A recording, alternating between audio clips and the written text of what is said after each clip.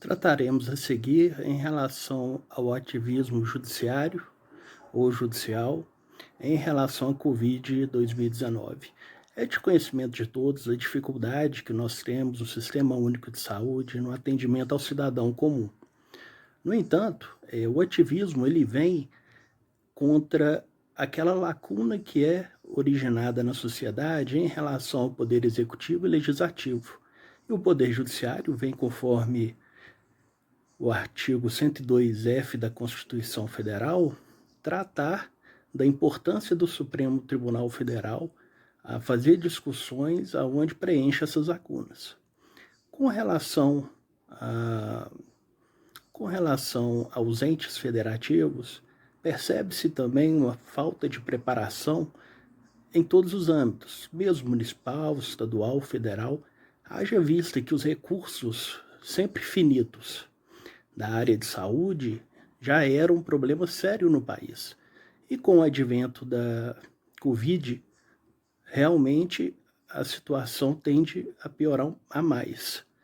E aí também vem as questões políticas, discussões partidárias, filosóficas, aonde um determinado político não concorda com o outro, almejando para frente a candidatura para algum posto, e isso tende a dificultar essa união entre as forças, entre os municípios, Estado e União, para fazer o combate efetivo da Covid 2019. Então, o ativismo judiciário ele vem no que tange a preencher as lacunas que existem entre o poder legislativo e o poder executivo. Bom, boa noite a todos, né? Como meu colega de trabalho já disse um pouco sobre o ativismo judicial, mas dando uma breve lembrada aqui, né, seria uma técnica, né, do Poder Judiciário para resolver determinados conflitos deixados tanto pelo ente do Legislativo quanto do Executivo. Em relação, né, à pandemia que está acontecendo no país atualmente, nós tivemos um conflito federativo onde o presidente Jair Bolsonaro ele queria adotar métodos menos rigorosos para a contenção do coronavírus, como o isolamento vertical, ou seja, aquele que estivesse apenas focado nas pessoas, né, com integrantes do grupo de risco. E também que os comércios dessem continuidade às suas atividades, que elas não fossem fechadas. Por outro lado, a maioria dos governos e dos prefeitos de grandes cidades tem seguido as recomendações mundial da saúde e aplicando o isolamento horizontal, ou seja, não apenas o integrante de risco, e sim para todo mundo, isolamento para geral. Quando há esse conflitos, né, entre os entes, a nossa Constituição, no seu artigo 102, inciso 1º, a linha F, diz que quando há conflito entre entes, deve o STF resolver e tomar uma decisão. E em relação à pandemia, para que ela nos prolifere cada vez mais, o STF também entendeu que é necessário isolamento horizontal para combater a Covid-19.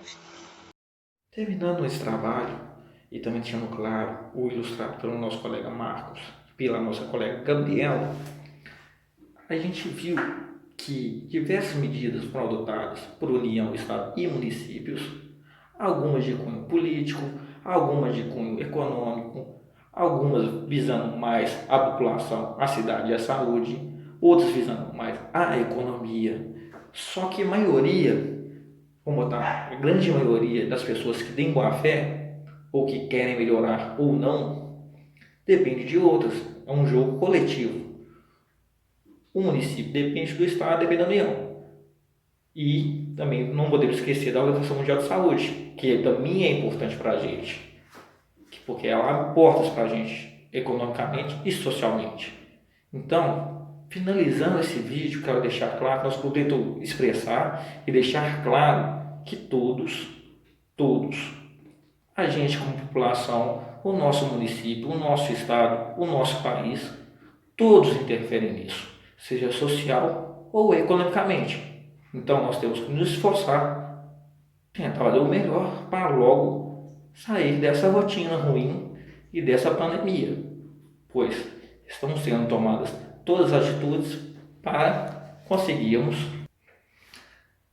para logo vencermos essa fase e conseguirmos seguir normalmente. Ou, como todos estão dizendo, temos um novo normal, que a partir dessa fragilidade na nossa economia, a gente vai seguir mais forte.